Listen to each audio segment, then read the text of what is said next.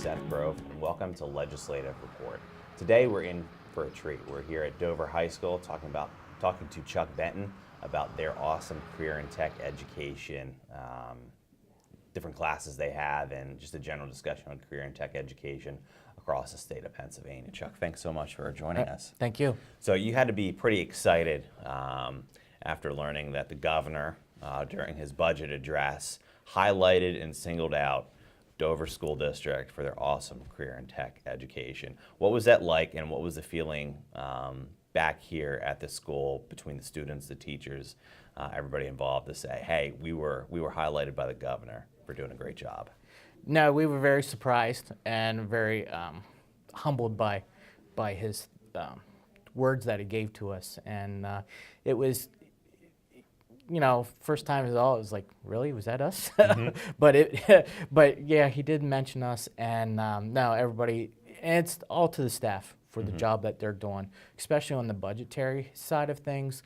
The staff is doing a wonderful job managing the materials and everything to make sure that we can give these opportunities to our students, and the students were proud of it. Yeah, I thought it was awesome that you mentioned career and tech education, because it's kind of a, redheaded stepchild of the education system in Pennsylvania. We always talk about the skills gap. We always talk about how we need so many new students to graduate and fill thousands upon thousands of jobs just here in Pennsylvania, probably millions throughout the United States, and obviously career and tech education is part of that. How do you think career and tech education has been treated throughout the years, and why do we have a sudden focus, which is a good thing, I think, of career and tech today? Career and tech has been a while for a long time. The Career and Tech Center started in the mid to late 60s.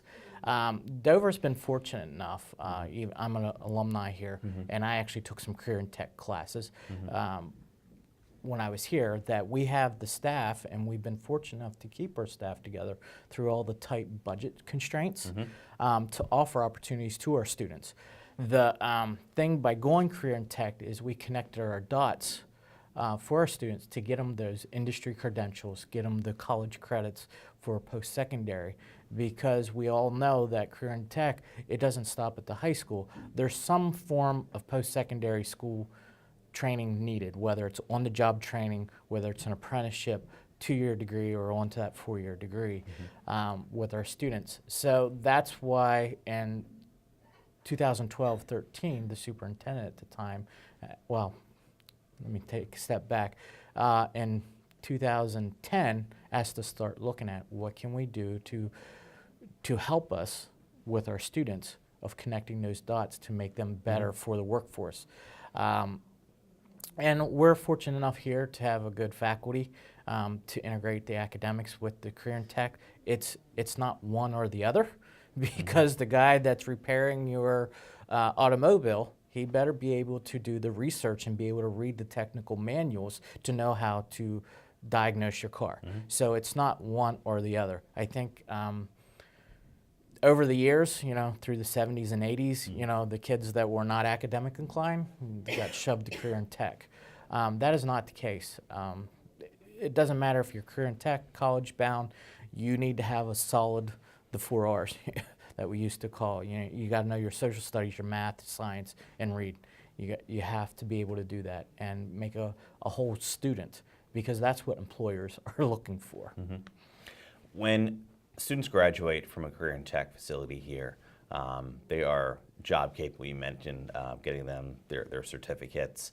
What's the process for getting a student ready for a career right out of Dover? Here at Dover, we're not a career and tech center where students will go to school and be in that, let's say, commercial advertising area. They're not there for a half a day or a full day in the shop. What we've done is they get their academics, and then we do a scope and sequence lining up their electives, and we strategically place their electives where they get the same training, but it's at different times. So being on block schedule, where students have 4 classes a day, broken in 2 semesters, so that's a total of 8 credits. I need 3 credits out of the year. So one semester they'll have 2 classes, and the next semester we'll have 1 class, and we work that through. So then they can go on it. My staff is trained in OSHA 30 certifications. We had CompTIA A+ certification. Students apply for that, take that exam this year. They're taking the OSHA 30 certification. So they're gaining their industry credentials as they go through, either in a 2-year program or a 3-year program, with lining up their electives. Okay. So at the end of the day, it's the same as being in a career and tech center. Yeah, that's great.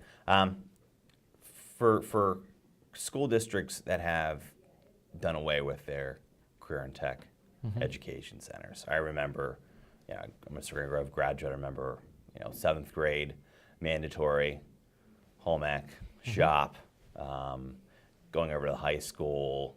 It became an elective course. I went academic.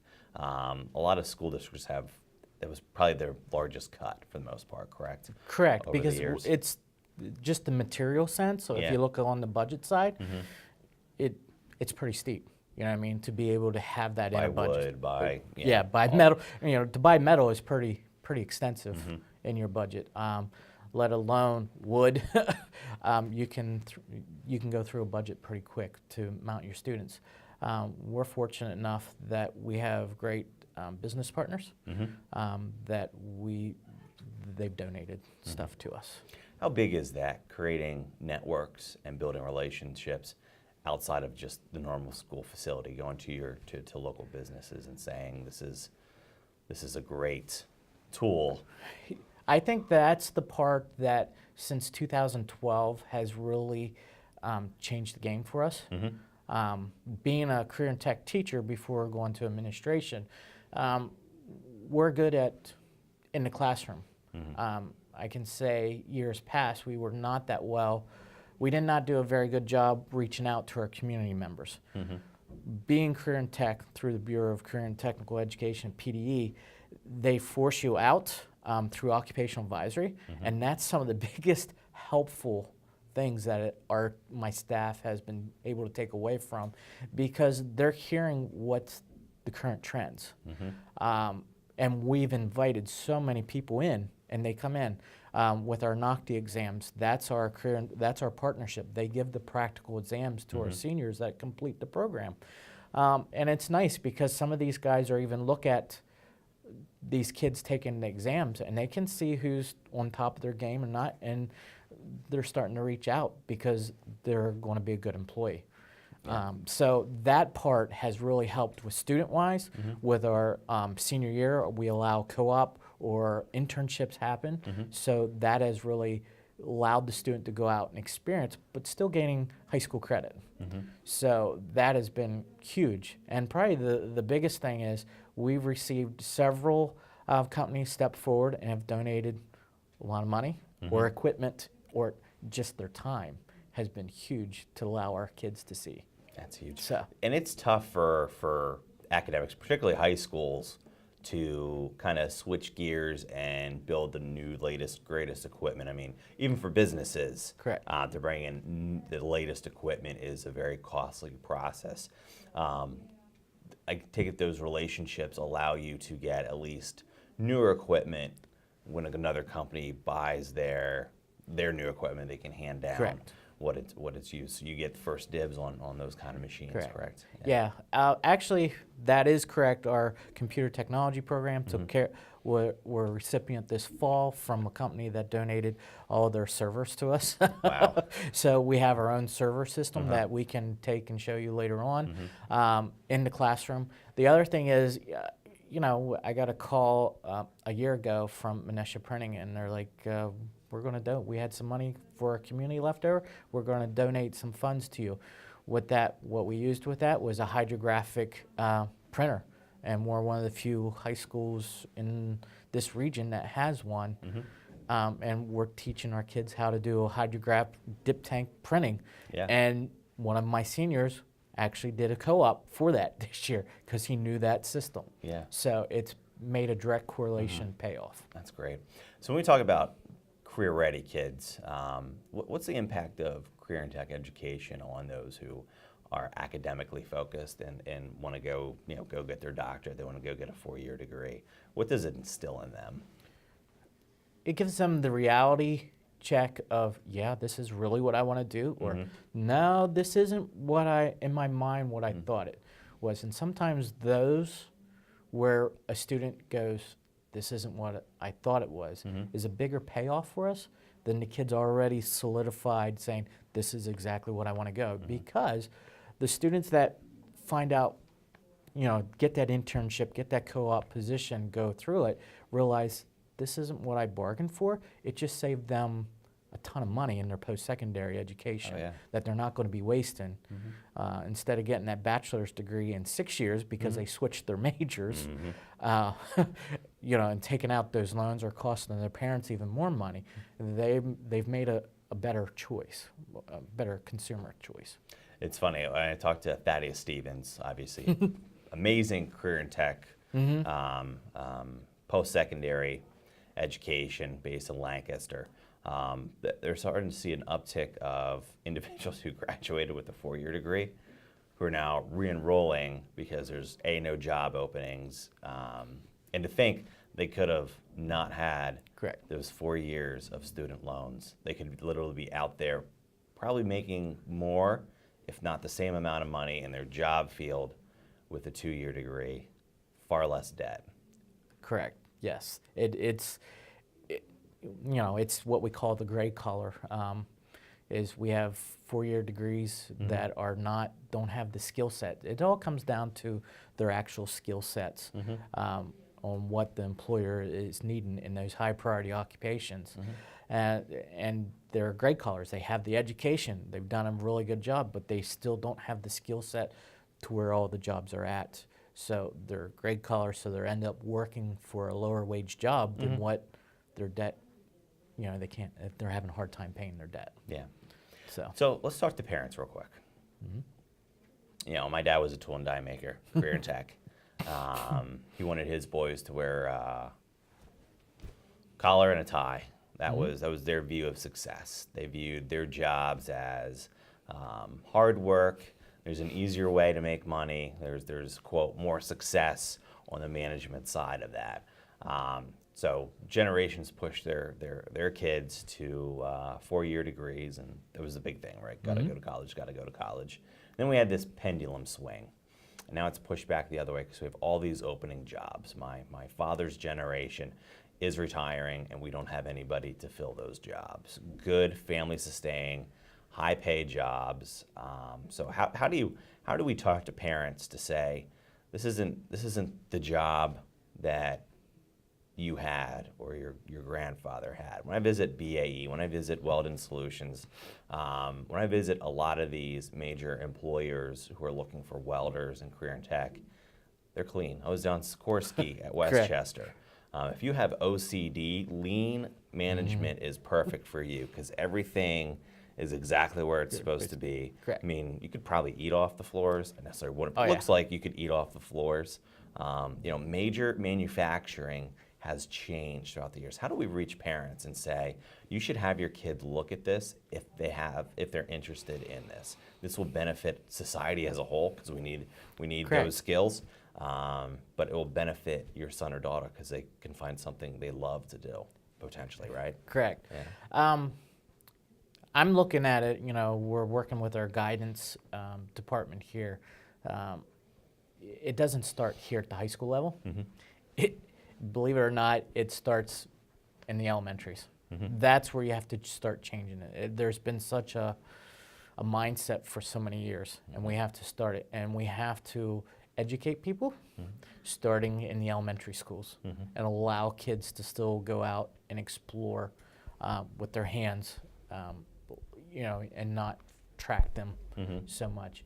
But the education part starts down as low as 3rd, 4th, 5th, 6th grade. So they can start working on it and allow them to get a touch of everything in their middle school years. So Dover School District has about 10 career and tech education programs, classes. Can you kind of review each one, what the expectation of kids to learn for each program for us? Yeah, our 10 programs, we sort of have them clustered a little bit. So I'm going to start off with our agriculture programs. We're fortunate enough to have 3 agriculture teachers here.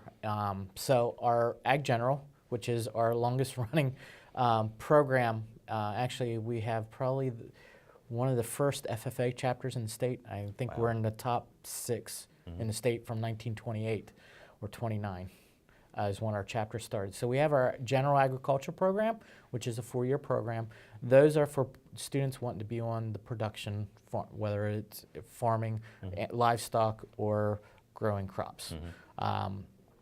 Then we have a horticulture program, which is a 2-year program to meet our horticulture needs here in the Dover community. People don't realize that we have several large middleman nurseries systems right here that are always needing help, and students can go out and make a good living working for them. And then our last one is our ag mechanics program, which I think is probably one of our most diverse programs because it can go from anywhere from construction to welding, just mechanically working on farm equipment. Because farmers got to know everything at any time, right? Correct, yeah. So we call it an ag mechanics program. We have a lot of students that don't end up in the agriculture community, but on the support side to the agriculture community, or they're going into the trades through that program. Our next group is in our business finance, where we have accounting program, we have an administrative assistant program, and we have a marketing and sales program.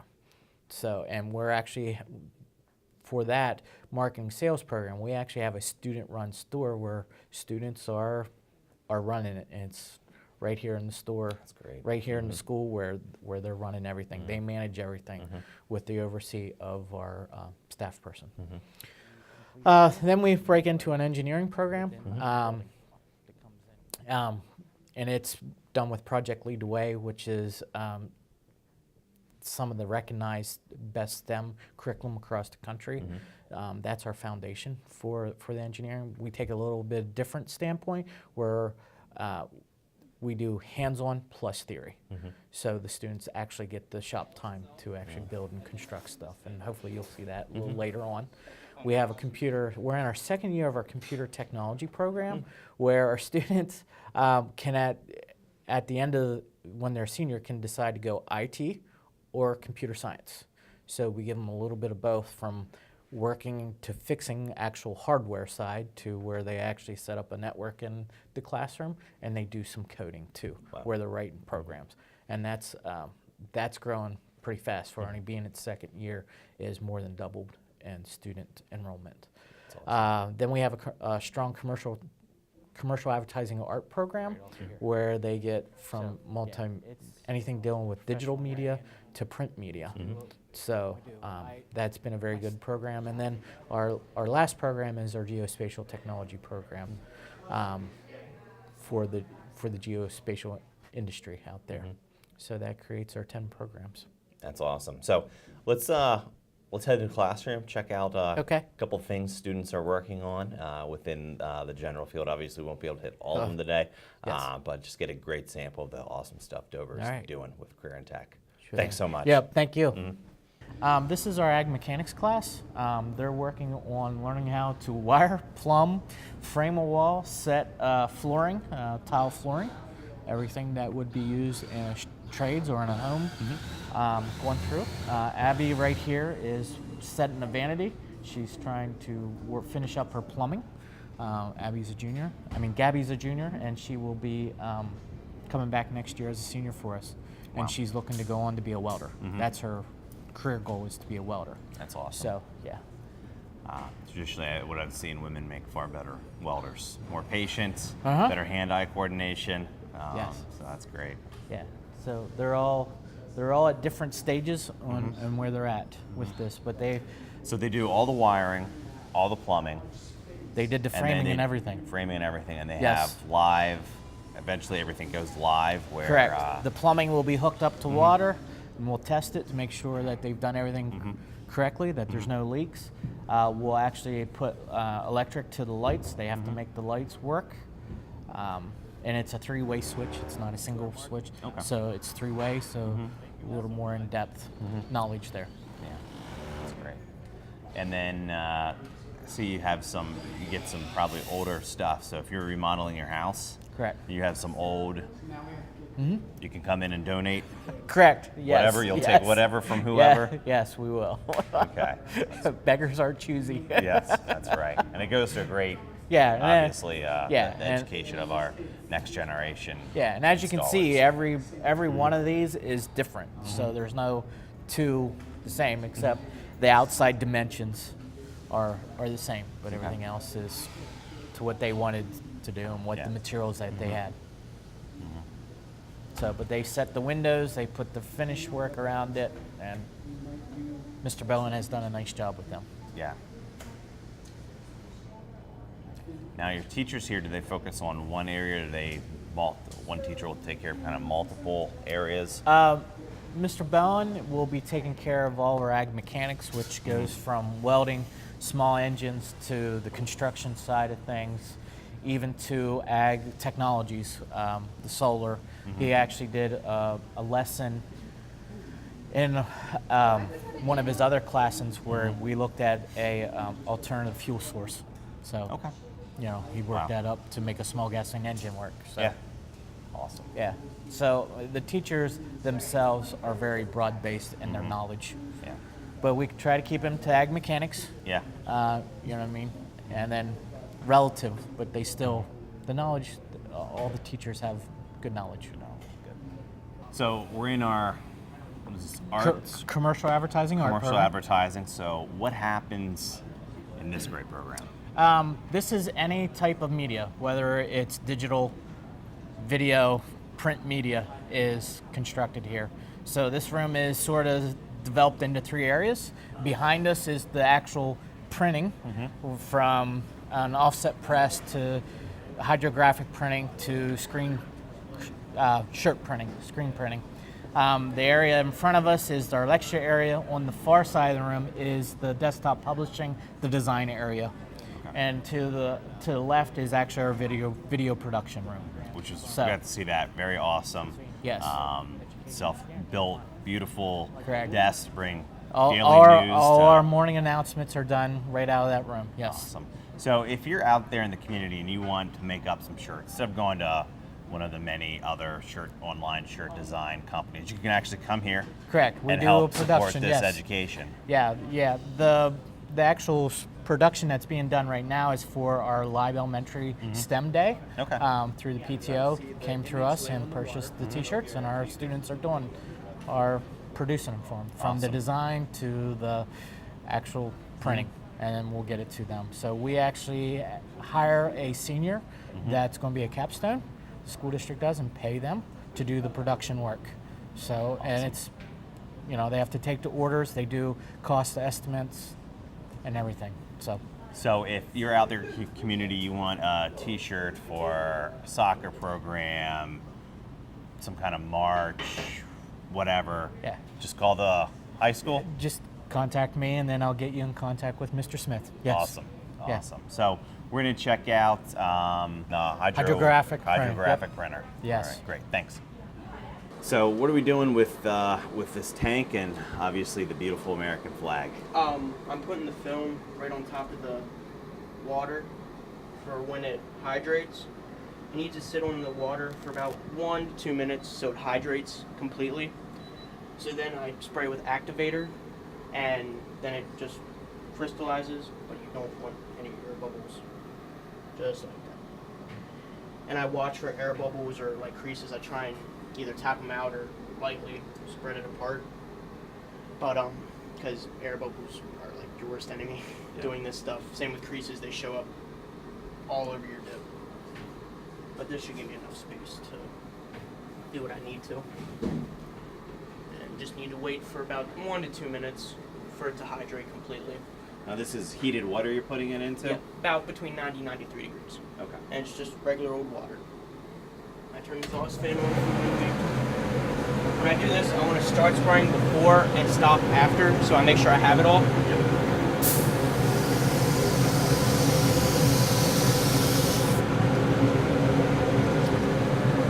And you see it kind of gets like liquidy.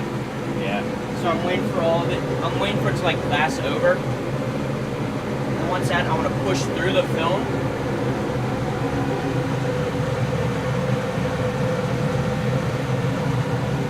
Wow. And there's your American flag license or light switch. So here we are in the school store, which is connected to the Members First branch, both student run. You give us a little information on how it started, and it's first and foremost pretty awesome. But how does it started, and what do students tend to do here? Yeah, it's part of our local business partnership. Members First wanted to put a branch in our school store. I mean, in our high school, and then beside of it, we decided to put our student-run school store. So the branch teller is a student completer in the accounting program, and we have a student manager that's in our marketing program to run the school store, and it's all handled by students. So when our teller is not here in our Members First branch in the school store, they're down at the local branch down just less than a mile away from the school. But students can come in and make transactions in the bank, except for loans, or there's no ATM, but everything else is full functioning. And then they can spend their money in their school store. Yeah. Everything about the school store is student driven. There's no adults. There's an adult that oversees it, but everything, the way it's arranged, products and everything, that's all driven from the marketing. Manager, Student managers. Job. Yeah, they have to go through an interview process. Both positions are as an interview process, or next year our 17, 18 person has already just been hired by Members First. They had to go through an interview process, and we're about ready to start the interview process for the store manager here at the high school. Awesome. Hey, thank you so much, Mr. Benton, for opening up Dover's no Career and problem. Tech We're glad to have you. Education. You're doing a phenomenal job here, so please pass my regards on to all the faculty and the students, and continue to make Dover proud. Thank you for your support. Appreciate it.